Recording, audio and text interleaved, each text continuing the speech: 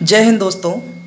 आज हम पढ़ने वाले हैं square and square root, cube and cube root के टॉप लेवल के सवाल जो कि एग्जाम में बहुत ज़्यादा पूछे गए हैं। एसएससी सीजीएल हो, सीएचएसएल हो, एमटीएस हो या फिर सीपीयू हो, हर एक एग्जाम में पूछे गए हैं।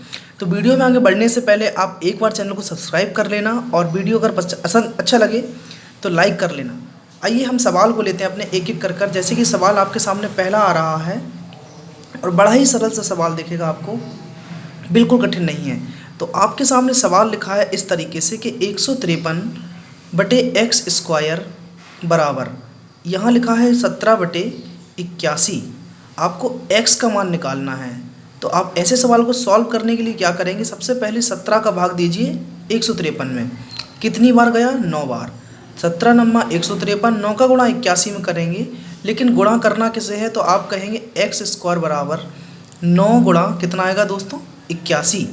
तो आप कहेंगे x बराबर आ जाएगा अंडर रूट 9 गुणा 81, जहाँ पर x का वर्गमूल 9 का वर्गमूल 3 और 81 का 9। तो आंसर आ जाएगा x बराबर 27। ठीक है, आइए हम लेते हैं ऐसा ही कुछ दूसरा सवाल। देखो एक और आपके सामने लिखा है कि अंडर रूट x अपॉन 300 बराबर लिखा है 0.03। तो आप 300 का गुणा जब इसमें करेंगे तो आपको मिलने वाला होगा अंडर रूट एक्स बराबर, आप कहेंगे 3 त्रिका 9, और इस डबल जीरो से ये वाले दशमलव से ये जीरो खत्म हो जाएंगे। दोनों पक्षों का अब आप उठाकर वर्ग कर दीजिए, तो आप कहेंगे x बराबर, इससे ये कैंसिल हो जाएगा, x बराबर आ जाएगा हमारा कितना? 81। ठीक है, ये सभी परीक्षा के पूछे हुए सवाल हैं, वही मैंने यहाँ पर ले रखे हैं। अगर मैं कहूँ आपसे अगला सवाल, देखिए अब क्या होगा। तो अंडर रूट x बटे 48 बराबर दिया गया है 1/3। बहुत लोग ऐसे सवाल में गलत कर देते हैं, छोटे छोटे सवाल है जबकि। तो 3 का भाग 48 में देते हैं 16 बार, और 16 का गुणा 1 में करते हैं तो 16 मिलता है। अब लोगों को लगता है कि अंडर रूट एक्स बराबर 16 है तो वो लिख देते हैं x बराबर 4, नहीं, जबकि हमें दोनों पक्षों का क्या करना है, यहाँ पर वर्ग करना है। तो आप कह सकते हैं x बराबर 16 की घात 2, मतलब क्या होता है? 256। ये अपना आंसर हो जाएगा। तो दोस्तों देखो आपके सामने मैंने अगले दो सवाल ले रखे हैं, एक तो ये, दूसरा ये। आप देखिए 484 का वर्गमूल क्या होता है, तो आप कहेंगे साथियों कितना दोस्तों होता है? आप कहेंगे 22। और 1 का वर्गमूल क्या होता है? 1। अब दशमलव पर आ जाते हैं। यदि यहाँ पर 2 अंक पहले दशमलव लगा है तो वर्गमूल जो भी निकालेंगे तो उसमें आधा, 2 का आधा मतलब 1 अंक बाद दशमलव। यहाँ 1 अंक बाद लगा है, ये गलत लगा है, यहाँ पर लगना होना चाहिए, इसको हम हटा देते हैं। तो यहाँ दशमलव लगा है 0 के पहले, तो यहाँ देखो 2 अंक पहले है तो संख्या में 1 अंक पहले दशमलव। जब 22 में से आप ये घटाएंगे तो आपको मिलेगा 2.1 आंसर। क्लियर है? आप देखिए 729 का वर्गमूल या तो निकालें, 9 9 81 नंबर 729, ये क्यों होता है इसका, या फिर इसका वर्गमूल निकालेंगे तो मिलेगा आपको कितना? 27। और 171 तो है ही। अगर दोस्तों पसंद आ रहा हो वीडियो तो प्लीज़ सब्सक्राइब कर लेना चैनल को और लाइक ज़रूर कर देना। ठीक है, और यहाँ पर 19/23, 529 का वर्गमूल 23 और 361 का 19, यहाँ पर कितना आ रहा है? 207। 81 का वर्गमूल होता है 9। जैसे ही आप 9 से भाग देते हैं तो 9 दूनी 18 और 9 तिया 27, 30 से 23 खत्म हो जाएगा। 19 नम्मा होते हैं 171, और 9 का भाग 27 में देंगे तो आंसर आ जाएगा अपना 3। तो जैसे ही जैसे आपको वर्गमूल याद होंगे तो बहुत अच्छे सवाल इनको लगा पाएंगे। इसके पहले मैंने एक नंबर सीरीज़ का पूरा वीडियो डाल रखा है, आप उसे जाकर ज़रूर देख लेना। सभी एसएससी के सवाल मैंने उसमें इंक्लूड किए हैं, कितने टाइप के बनते हैं वो सभी हैं। आइए दोस्तों देखो आपके सामने अगले दो सवाल ये रहे लगाने के लिए।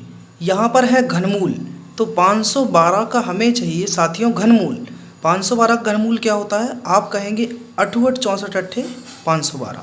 289 का वर्गमूल कितना होता है? 17। यहाँ पर कितना आया? 51, और यहाँ पर कितने आए? 28। ठीक है, 28। 343 का घनमूल कितना होगा? 7, और 216 का घनमूल कितना होगा? 6। आप 7 का भाग देंगे, 7 चौको 28, 4 से भाग दिया इसमें कितनी बार? 2 बार।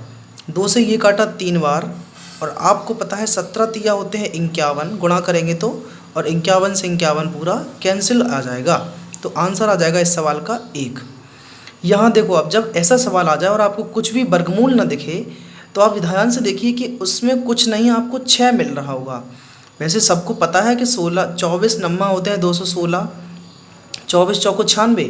अगर आपको इतना दिख रहा है तो बहुत अच्छी बात है। देखो √24 यहाँ आ गया, 24 नम्मा होते हैं 216 और 9 का वर्गमूल कितना होता है 3, तो अंडर रूट में 24 आ जाएगा।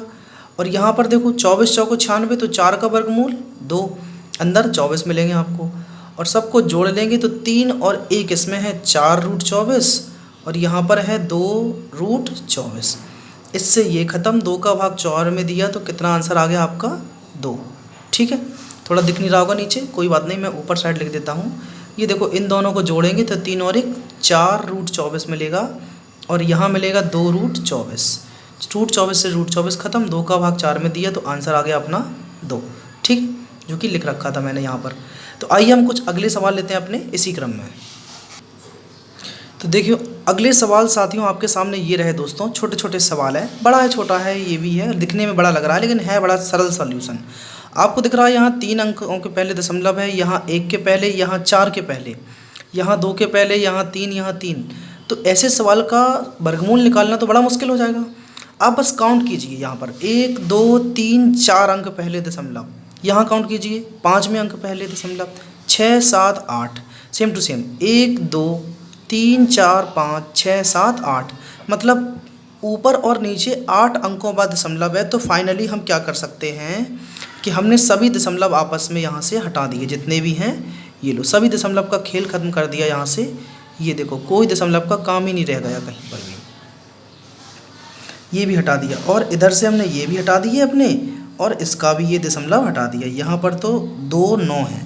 अब आप देखो सवाल आपके सामने सिर्फ इतना सा बचा है मात्र।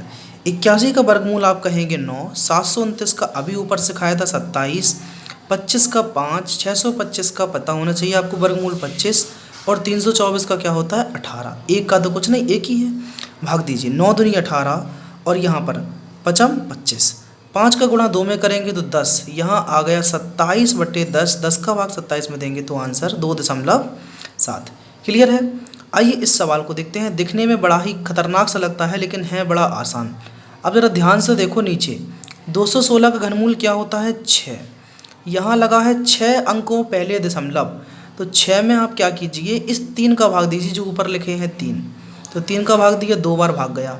तो मतलब अगर यहाँ 6 अंकों पहले है तो ओरिजिनल जो संख्या आई है उसमें 2 अंकों पहले दशमलव रहा होगा और नीचे भी 0.06 होगा। ठीक, अब ऊपर ये मटेरियल जो भी दिया गया है उससे क्या करना है, चाहे कुछ भी हो, हाँ घन तो नहीं है, इसे हटा देते हैं। तो अब देखो इसमें से जब ये घटाएंगे तो आपको मिलेगा अंडर रूट के अंदर ऊपर वाला मटेरियल बटे नीचे 0। अब ये पता होना चाहिए कि 0 का भाग किसी भी संख्या में दें उसका मान इनफाइनाइट आता है, ना कि 0। ठीक है, तो इस सवाल का आंसर 0 नहीं बल्कि अनंत होगा, ये बात को ध्यान रखें। चलिए हम अगले सवाल को लेते हैं और अगर वीडियो अच्छा लग रहा हो तो लाइक और सब्सक्राइब जरूर कर लेना। आइए साथियों हम लेते हैं दोस्तों, देखो अपने अगले सवाल, ये रहे 2 वर्गमूल पर आधारित, बड़े ही औसम से क्वेश्चन है, पूछे गए हैं लेकिन परीक्षा में क्या कर सकते हैं। अब जरा यहाँ देखें, 289 का वर्गमूल कितना होता है, आप खुद कहेंगे कितना 17। इधर पे देखो 169 का वर्गमूल कितना 13, 121 का 11 और 64 का 8। आपको कुछ नहीं करना है, सबको जोड़कर इनका वर्गमूल निकाल दीजिए। आंसर कितना आ गया अपना 49 का वर्गमूल 7। ठीक, सबको जोड़ा 49, 13 और 7 30, 30 और 11 41 में 8 जोड़ेंगे तो 49। ये सवाल देखिए ज़रा, ये भी बड़ा अच्छा है। जब ऐसा सवाल आ जाए तो अब यहाँ वर्गमूल किसी का इंडिविजुअली नहीं निकलना है, लास्ट से इस सवाल को सॉल्व करना है, लास्ट से, ये याद रखना आपको, है ना। अंतिम अंक को पकड़ना है और यहीं से सॉल्व करना है। 361 का वर्गमूल होता है 19।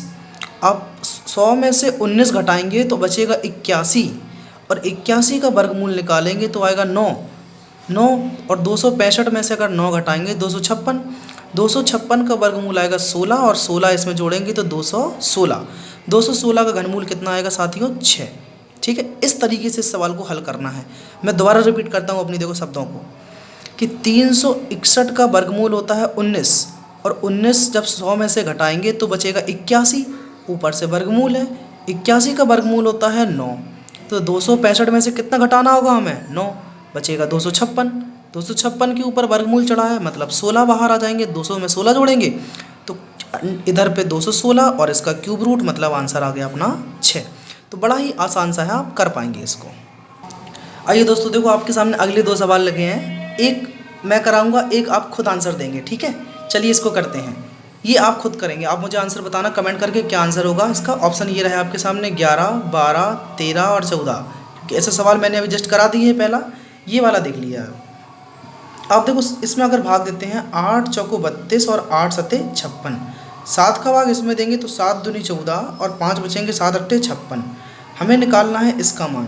तो आप कहेंगे अंडर रूट एक्स बराबर आएगा 28 गुणा 4, ठीक। और 28 क्या होता है, 7 चौको 28, मतलब सिर्फ इस चीज़ का हमें पूरे का वर्ग करना है एक्चुअली में।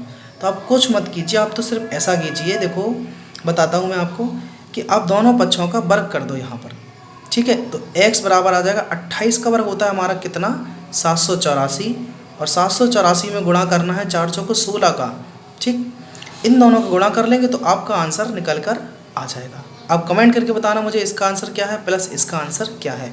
आइए अगले सवाल को हम आगे लेते हैं। देखो इस तरीके के सवाल पीईटी एग्जाम में पूछे गए थे, तो बस मैं वही करा रहा हूँ कि इस एसएससी में तो आए हैं प्लस पीईटी में भी आए हैं।